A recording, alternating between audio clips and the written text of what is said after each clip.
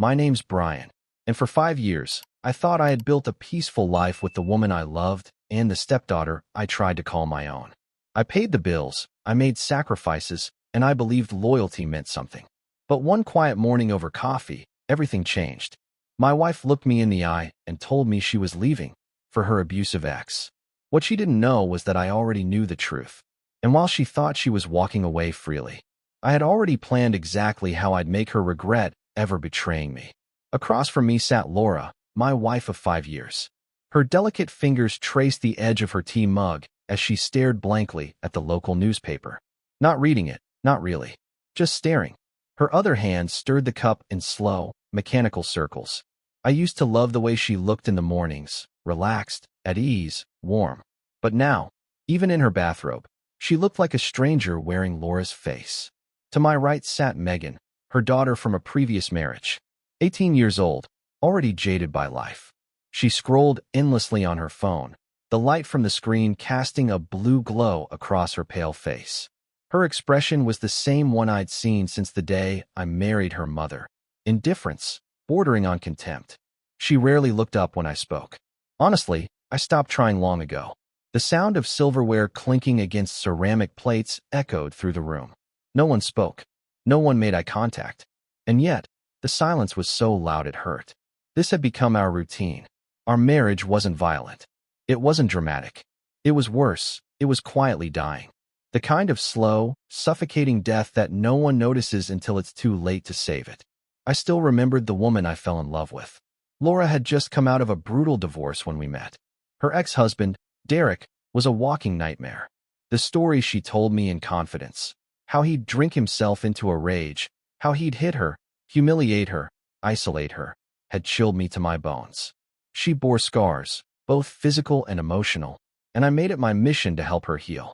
I wasn't some white knight looking for a damsel in distress. But when I met her at that dinner party neither of us wanted to attend, there was something about the way she laughed, raw, unfiltered, that made me feel like I was hearing sunlight. And when she listened, it was as if I was the only person in the world. That night, we talked for hours. 1 year later, we were married. Megan came as part of the package. I never expected her to see me as her father. I respected that. I tried to be a stable presence, a provider, someone she could trust if she ever needed to. But the wall between us was tall and thick, and no matter how hard I tried, she never let me through. I wasn't her dad. I was just that man married to her mother. Still, I built a life around them.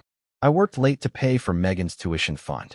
I gave Laura everything she asked for, a new car, a comfortable house, weekend getaways. I wasn't perfect, but I showed up. I loved her. I chose her. I thought that mattered. But over the past few months, something shifted. Subtly at first, less laughter, less touch, less warmth. Laura had started to move differently, like the house was no longer hers. Like she didn't want to be seen, especially by me. She used to call me during the day just to hear my voice. Now, if I got a text, it was usually a grocery list. And then there was her phone. Always with her. Always tilted away from me. Always locked. I wasn't stupid. I noticed how she'd tuck it under the pillow when she thought I wasn't looking. How she'd smile at the screen, then go blank the moment she noticed me watching. At first, I gave her the benefit of the doubt. Maybe she was overwhelmed. Maybe it was menopause or a work issue she wasn't ready to share. I cooked dinner, tried to reconnect, suggested a weekend away, just the two of us. But every gesture was met with that same distant look and the same tired excuse. I'm just exhausted. I would have accepted that. I wanted to believe it. But then the patterns became harder to ignore. Late-night text messages. Secret phone calls. The way she'd leave the room to take a walk and come back smiling.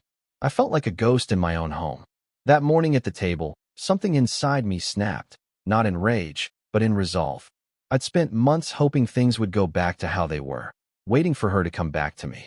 But as I watched her stir her tea with dead eyes and Megan ignore everything around her, I realized they were already gone.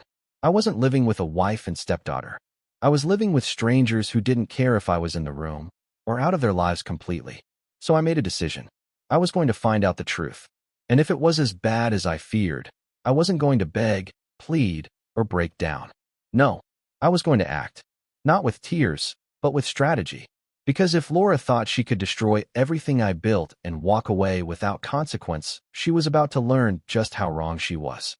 After that silent breakfast, I waited until Laura left the house, said she was going shopping, but she took extra care to put on makeup, heels, and that red dress she rarely wore anymore. Not exactly grocery store attire. As the front door clicked shut, I sat in the living room, staring at nothing, my fingers tightening around the armrest. My chest felt hollow, like someone had scooped out my heart and left me with an echo. I didn't have definitive proof yet, just the signs, the distance, the secrecy, the red dress, and Derek.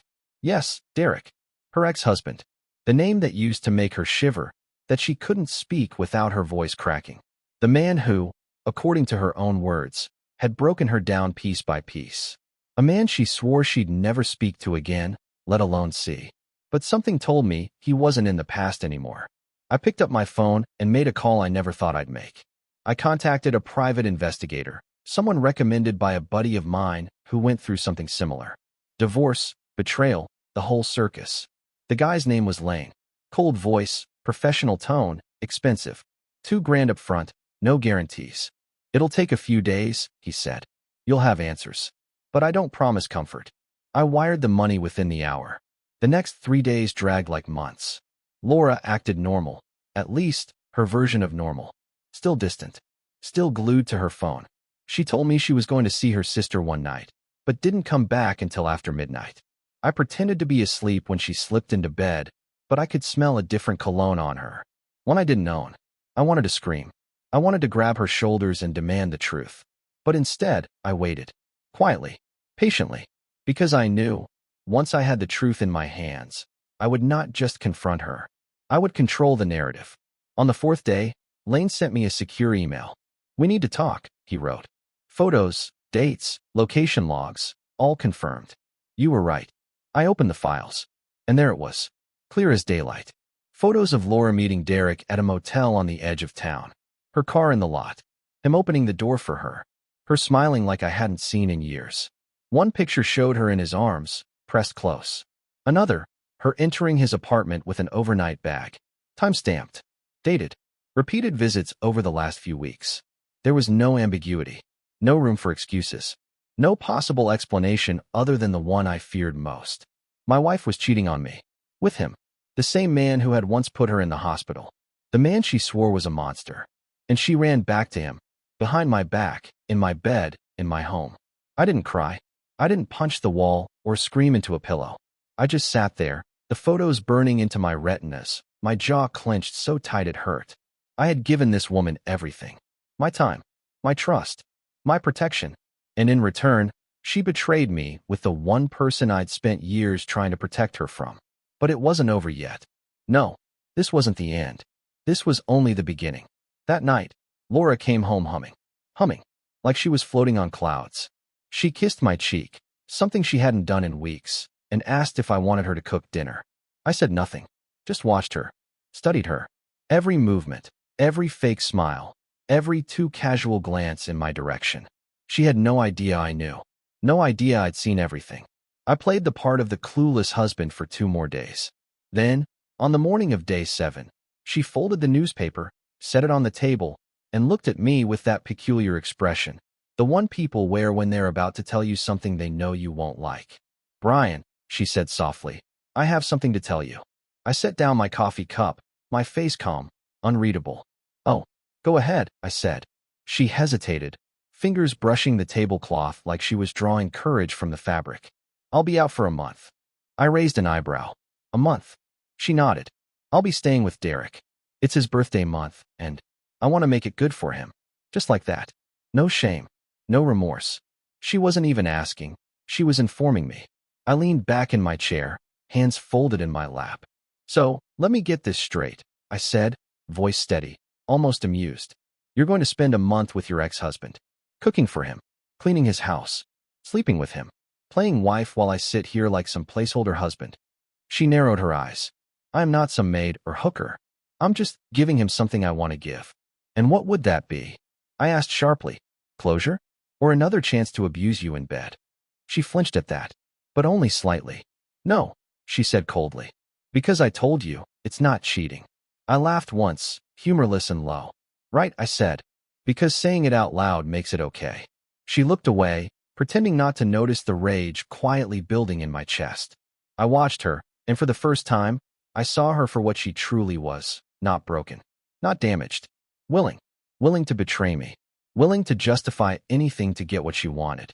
And in that moment, I knew. She had declared war, but I had already started planning my counterattack. I sat there, staring at her like I was seeing a ghost wear my wife's skin. My pulse pounded in my ears, but I kept my face calm, unreadable. She had just told me, without flinching, that she was going to live with her abusive ex-husband for 30 days.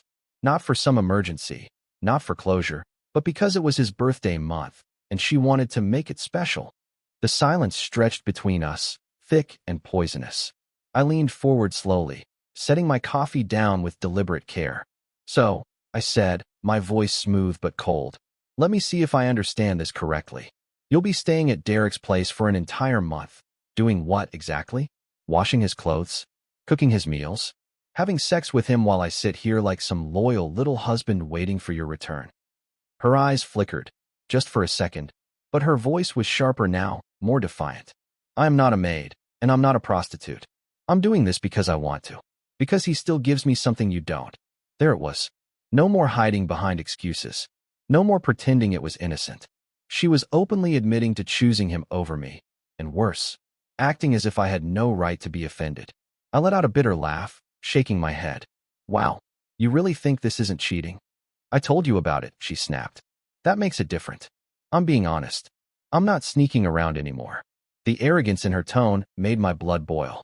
I clenched my jaw, forcing myself to stay composed, even though my hands were trembling beneath the table. So you're telling me that all the times you were with him behind my back, those don't count? And now that you've declared it out loud, it's magically not adultery. She rolled her eyes like I was being unreasonable. Don't twist my words. I didn't respond right away. I turned my gaze toward Megan, who had been silently observing the entire exchange from her seat, her phone now resting on the table. She wasn't shocked. In fact, she looked amused. What about you, Megan? I asked, my voice sharp. You're sitting here while your mother throws away our marriage for a man who once put her in the hospital. Does that seem right to you? She met my eyes with a smug grin. She has needs. You don't own her. She's not your property, Brian. She can drink from any watering hole she wants. The words hit me like a slap. I blinked, stunned, not just by her boldness, but by how much venom she managed to pack into those few words. I turned back to Laura, and for the first time in my life, I looked at her not as my wife, but as a stranger, someone I didn't recognize anymore. So that's how it is, I said quietly. You're walking out to go play house with a man who used to beat you, and your daughter is cheering you on. She said nothing, just watched me with that same glassy-eyed expression, like she was already somewhere else in her mind. She'd checked out, emotionally, morally, even physically. I took a breath and slowly pushed my chair back, standing up from the table. Fine, I said, keeping my tone measured. Go. Stay with him. Do whatever you want. But don't expect me to be here when you come back. That finally got her attention. What's that supposed to mean? It means, I said, stepping closer, that if you walk out that door, we're no longer husband and wife. Not in any way that matters. You'll be on your own. Financially, emotionally, legally. I won't carry the weight of your choices anymore. She looked unsure for the first time, like a crack had formed in her confidence. You can't just cut me off. I gave a dry smile. You've already cut yourself off. You made that decision when you crawled back into Derek's bed. Her lips tightened. I told you the truth. I gave you honesty. No, I snapped. You gave me just enough truth to excuse your betrayal. That's not honesty. That's manipulation. I turned back to Megan one last time. And you're complicit in all of this. You're not just watching it happen. You're encouraging it. That makes you just as guilty. She smirked and leaned back in her chair. Whatever helps you sleep at night. I didn't even respond. I walked out of the kitchen and into my office, shutting the door behind me. For a moment, I stood there in the dark, gripping the edge of my desk as rage and sorrow warred inside me. But I didn't let either of them win. Instead, I picked up the phone and called my lawyer. It's time, I said. I figured, he replied calmly. You ready to play your hand? I looked back at the closed door behind me. Yes, I said. Let's begin. After hanging up with my lawyer, I just stood there in the silence of my home office, listening to the dull hum of the ceiling fan above me. The rest of the house was still, no shouting, no footsteps, just that heavy stillness you only feel before something explodes. I wasn't angry anymore. No, something colder had settled in. A sense of resolve. A clarity I hadn't felt in months. Laura thought she was the one in control, thought she could break our vows, wave it in my face, and still have a safety net to fall back on when she was done playing house with her monster. But what she didn't realize was that the moment she opened her mouth and confessed her intentions, she gave me all the leverage I needed. I stepped out of the office an hour later with a stack of papers in my hands. Laura was in the bedroom, folding clothes into a suitcase, hers and Megan's. She looked up, surprised, when I entered. "You're going somewhere?" I asked calmly. She shrugged. "I told you. Derek's." I nodded slowly. "Right. Well, since you're choosing to leave our marital home for an extended period of time, I thought it would be best to put things in writing, to protect both of us." Her eyes narrowed. "What kind of writing?" I held up the documents. "A temporary separation agreement. 30 days. During this time, I'll no longer be financially responsible for you or Megan. We'll live separate lives. You'll be free to do whatever, or whoever, you want, and I will too." She looked at the papers like they were a trap. "Why would I sign that?" "Because it's what you want, isn't it?" I said coolly. "Freedom. Space. No guilt. And besides, if this month away is as harmless and justified as you claim, what's the harm in making it official?" Her jaw tightened, but she said nothing. I could see the wheels turning. She wasn't used to being challenged like this. For years, I'd absorbed her emotional distance, her excuses, her lies. But now, I was speaking her language: logic, legality, detachment. "I'll have my lawyer look it over," she muttered. I nodded. "Fine, but I'd like this signed before you leave. Tomorrow morning, at the latest." I turned to leave the room, but paused in the doorway. "One more thing, just so we're clear. During this separation, I'm free to explore my own desires too. Just like you. No questions. No restrictions." She scoffed. "You're really going to stoop to that level?" I glanced over my shoulder and gave a half smile. "I'm not stooping. I'm simply matching energy." The next morning, we were in court. The judge was neutral, barely lifting an eyebrow as he reviewed the documents. He asked Laura directly, "You understand this agreement waives your rights to financial support during the separation period?" She nodded. "Yes, Your Honor." He turned to me. "And you understand you will not be held liable for any expenses related to your wife or her daughter for the next 30 days?" "Yes, Your Honor." He gave a small shrug, tapped his pen on the papers, and signed them. Just like that, it was done. Legal. Binding. When we got home, Laura moved like she was floating, light, airy, almost euphoric. She was packing with a kind of joy I hadn't seen in years. She didn't even try to hide it. Megan helped her, whispering and giggling as if they were heading off on some luxurious vacation. I stood at the bedroom door, arms crossed, watching. Laura looked up at me and smiled. A real one, the kind she used to give me before everything soured. "Thank you, Brian," she said. "You have no idea how much this means to me. I'll make it up to you when I'm back." I held her gaze, expressionless. "Don't worry about that," I replied. "I'll make sure I'm happy while you're gone." She chuckled lightly, thinking I was joking. I wasn't. As they loaded their suitcases into the car, I stood by the porch and watched them drive off. Megan waved from the passenger seat. Laura didn't look back. Once they were gone, I went back inside, locked the door behind me, and walked straight to my office. I opened the second envelope Lane, the private investigator, had given me. Inside was everything: timestamps, videos, text message screenshots, undeniable evidence of Laura's affair before any agreement had been signed. She had lied to my face, even while pretending to be honest. I picked up the phone and called my lawyer. "She's gone," I said. "Then we moved to phase 2, he replied. And just like that, the game shifted.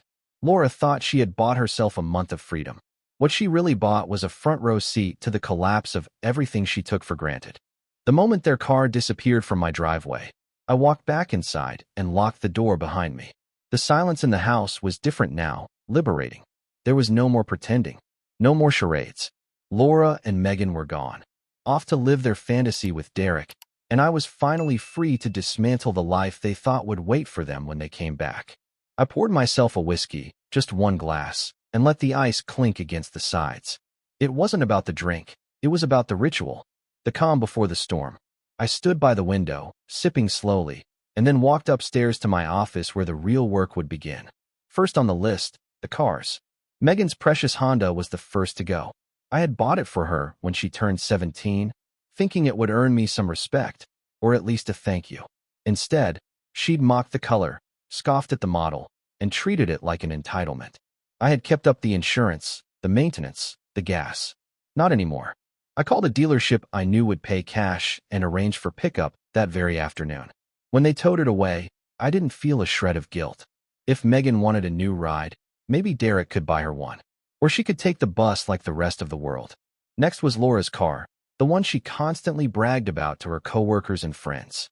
"My husband surprised me with this," she used to say, her voice dripping with pride. Funny how quick the gratitude faded. That car, like everything else I gave her, had become an afterthought. So I sold it too. Quick, clean, legal. The proceeds went straight to an account under my name only. Then came the house. Not literally yet, but I knew their complaints. "It's too big, too cold, too far from the city." They used to whisper about wanting something cozier, like Derek's little cottage on the edge of town. Well, now they had it. And soon, they'd be stuck with it. This house would no longer be a place they returned to. That part of their life was over. By the end of the day, I had liquidated everything I could. I called my bank, transferred all joint account funds into my personal offshore account, an account Laura didn't know existed. The college fund I had built for Megan, the one I worked overtime to maintain, gone in a single click. I watched the balance update, and for the first time in months, I felt something close to joy. Over $2 million, secure and untouchable. I booked a suite at a 5-star hotel downtown. Not because I needed it, but because I deserved it. The soft sheets, the room service, the view of the skyline at night. It was mine, and mine alone. No silent treatment. No judgment. No betrayal. Just peace. 3 days passed. No calls. No texts. Just silence. But I knew it wouldn't last. On the 4th day, my phone rang. Laura. I didn't answer. Then Megan. Ignored. By the time the 5th day rolled around, I had over 20 missed calls between them. I could picture it clearly. The panic. The confusion. The realization that their bank cards were getting declined. That their safety net was gone. That the man they'd left behind had taken everything they assumed would always be there. Eventually, I answered. "Where are you?" Laura's voice cracked through the line, trembling but trying to sound composed. "Taking care of my desires," I said flatly, then hung up. She called back seconds later, furious this time. Screaming, accusing, crying. I let it go to voicemail. Later that night, I opened a bottle of wine and toasted the moonlight on my hotel balcony. Let them stew. Let them wonder. They chose this. They wanted freedom. They got it. On the 6th day, I picked up again. Laura was calmer, colder. "Why did you empty the accounts?" I took a long sip of my drink. Living in a 5-star hotel isn't cheap. And I figured, since you and your lover are enjoying each other's company, I'd treat myself too. "This is insane," she hissed. "That was Megan's college fund." "No," I replied. "That was my money. I earned it. I saved it. And I took it back." Her voice rose. "You'll regret this. When I come back." I cut her off. "When you come back, you'll find nothing waiting for you. No car. No money. No marriage. You made your choice, Laura. I'm just making sure you live with it." I ended the call before she could say another word. That night, as I lay back on the king-sized bed, I smiled to myself. The first move had been made, and I was just getting started. By the 7th day, my phone was practically buzzing itself off the nightstand. Call after call, message after message. Laura, Megan, sometimes both at once. The desperation in their voices was starting to rise, and I could hear the panic seeping through the cracks in every voicemail they left. I didn't answer. I wanted them to feel it. The confusion, the loss of control, the weight of consequences they never thought they'd have to bear. Every ring of the phone was a reminder that I wasn't playing by their rules anymore. I was rewriting the whole damn game. That evening, Laura tried again. This time, I picked up.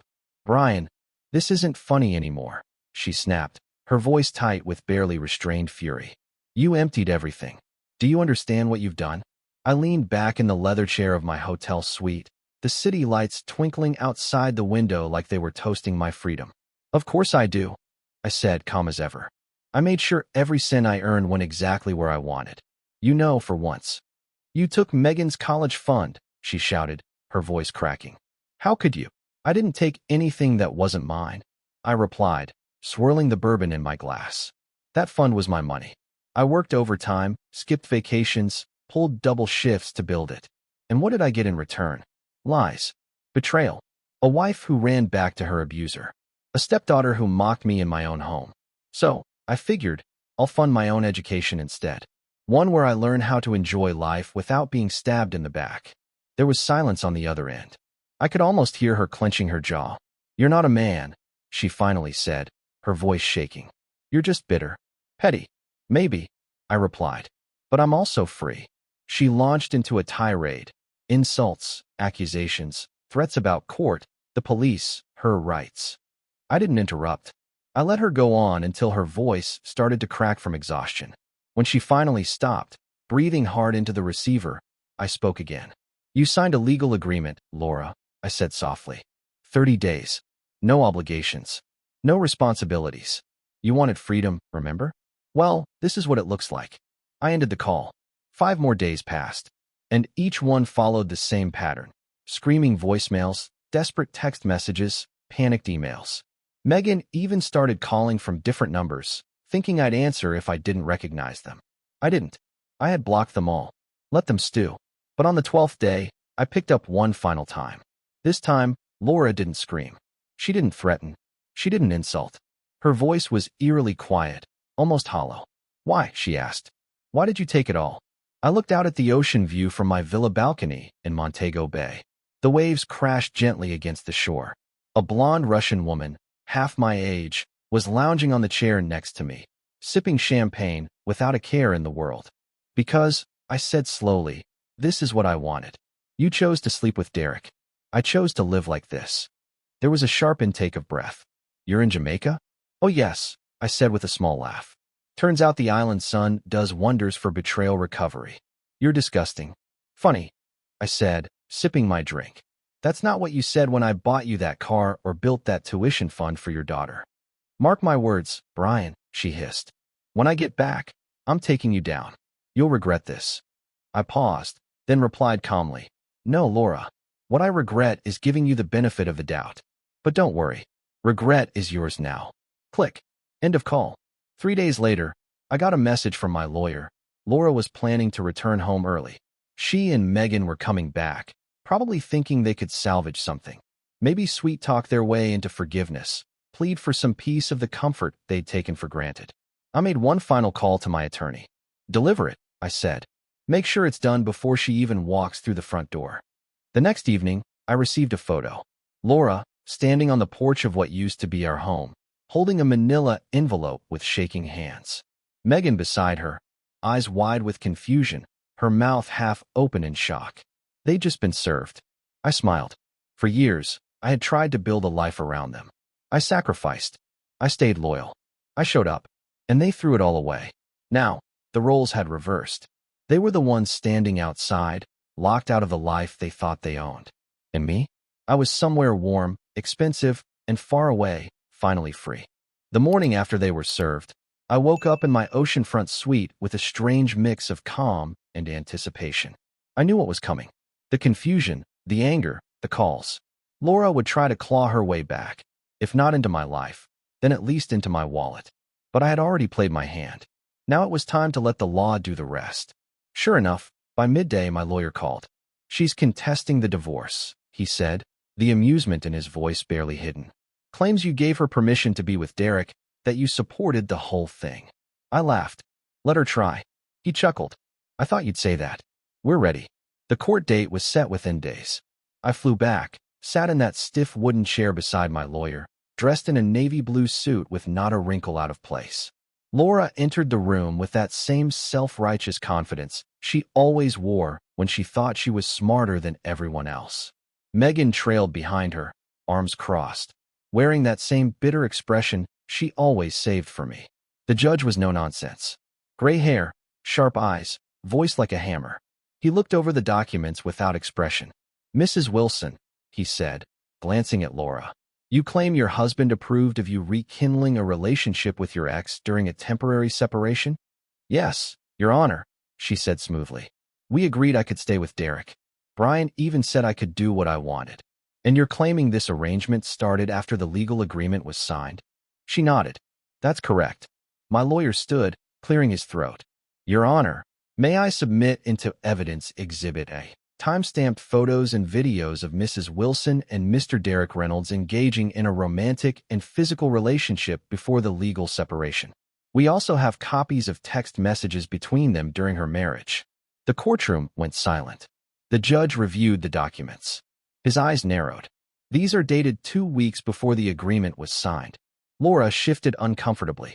That doesn't change. It changes everything. The judge cut in. You cheated, Mrs. Wilson, before any legal boundaries were set. Your claim of approval is invalid. Your husband was not aware of the affair when it began. Therefore, your argument holds no legal merit.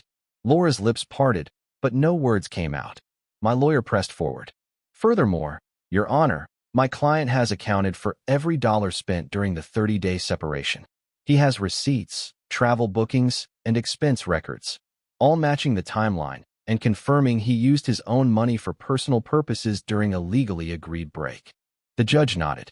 Financially sound. Then came the next move. Laura's attorney tried one last desperate play. Child support for Megan. My client believes Mr. Wilson has an obligation to support her daughter. Megan has no other financial foundation. My lawyer didn't even flinch. Your Honor, Megan is not my client's biological daughter. There was no legal adoption, no formal guardianship. My client voluntarily supported her for years, but is under no legal obligation, especially now that the relationship has ended. The judge turned to me. Mr. Wilson, do you acknowledge this? Yes, Your Honor, I said calmly. I provided because I loved her mother. That time has passed. The judge gave a slow nod. Understood. Then, my lawyer went for the final blow. Your Honor, as of the end of the separation period, my client has no fixed residence, no assets held jointly with Mrs. Wilson, and has renounced all financial responsibility. He is, as per sworn affidavit, living a minimalist lifestyle, akin to a modern-day monk. Even the judge smirked at that. He leaned back in his chair, almost laughing. That's a new one. But given the documentation valid, Laura's face twisted with rage.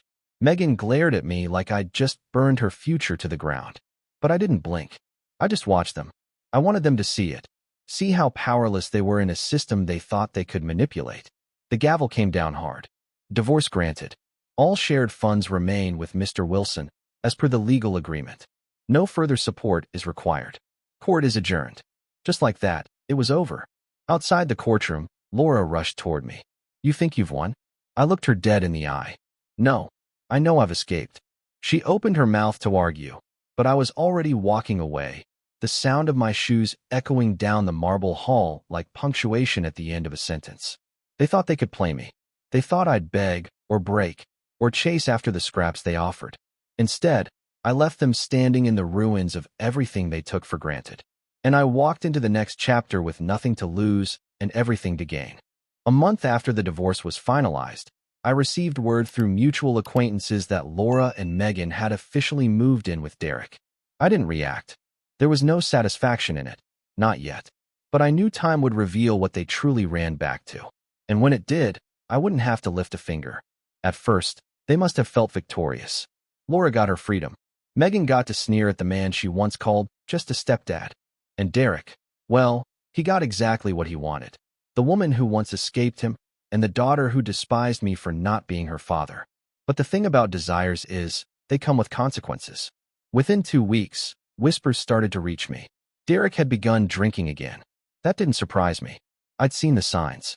The same patterns Laura once cried about. Late nights, broken furniture, bruised arms hidden under long sleeves, were creeping back into her life. But this time, she didn't have the comfort of a second home. No backup plan. No man waiting to fix it all. She was stuck. I heard that Derek lost his job after showing up drunk to a shift. That Laura started picking up hours at a diner just to keep food on the table. That Megan had to start walking to school. No more car, no more gas money, no more luxury. Just blistered heels and early buses. And the house Derek owned? It was nothing like the home I gave them. Small, cramped, mold in the corners, a leaky roof. And yet, that was the palace they chose over the one I built with my own hands. They say karma takes time, but I think in their case, it came with interest. I didn't gloat. I didn't post about it. I didn't call to rub it in. I simply observed, watched from afar. Because the most devastating revenge isn't loud, it's silent. It's when they realize they've destroyed themselves with their own choices. One evening, while sipping a drink on the balcony of a villa in Phuket, I received a call from an unknown number. I knew who it was before I even picked up. It was Megan. Her voice, once so full of disdain and sarcasm, was now small, deflated. "Brian," she said, "I know you don't owe me anything, but Mom's not doing well. Derek's back to his old ways. We made a mistake." I stayed quiet for a moment, letting the weight of her words settle. "Megan," I said slowly, "do you remember what you told me? That your mother could drink from any watering hole she wanted?" Silence. "Well," I continued, "I'm just making sure she's not thirsty." "I'm not asking for money," she said quickly. I don't know what to do." I sighed. "You figure it out. Just like I had to when the two of you made me feel like a stranger in my own home." She tried to say more, but I ended the call. A few days later, I instructed my lawyer to send a final letter to Laura, one that made it clear I wanted no further contact. Any attempts to reach me would go unanswered. Any appeals or claims would be met with legal walls too high to scale. The chapter was over. Permanently. And I had moved on. I accepted a job offer from a firm in Bangkok, one that I had turned down years ago because Laura didn't want to relocate. Funny how life circles back. Now, I walked the streets of a city that pulsed with energy, where no one knew me as the man who'd been betrayed. Here, I was simply Brian again. Unshackled, unbothered, alive. At night, I sometimes thought about how quickly things had crumbled. How love can rot from the inside while you're busy dusting the surface. How a wife can morph into a stranger, and a child you supported can become your executioner. But those thoughts didn't haunt me anymore. They reminded me that I gave them everything, and they threw it all away for a fantasy built on ashes. And when the flames died down, they had no idea how cold it would be. As for Derek, let him carry the weight now. Let him provide. Let him protect. Let him absorb the rage Laura used to save for me. Let him discover that what he chased wasn't worth the destruction he caused. I gave him exactly what he wanted, and it came with a price. Sometimes, the best revenge isn't what you do to them. It's what you stop doing. No more calls. No more help. No more rescue. Just silence. Let them choke on it. Looking back on everything, I've come to realize that betrayal doesn't always announce itself with fireworks. It creeps in quietly, wearing the face of someone you once loved. The hardest lesson I learned wasn't about infidelity or revenge. It was about self-worth. I spent years giving everything I had to people who treated my love like a convenience. But the truth is, no matter how much you give, if someone doesn't value you, it will never be enough. For those of us in the later chapters of life, it's easy to think that time and loyalty should guarantee respect. They don't. What truly matters is protecting your peace and knowing when to walk away. I don't regret what I gave. I regret how long I waited to stop giving. Life's too short to spend it being second to someone who made you their last. So if you ever find yourself being taken for granted, remember this. It's never too late to choose yourself. Stand tall, let go of what weighs you down, and don't be afraid to start over.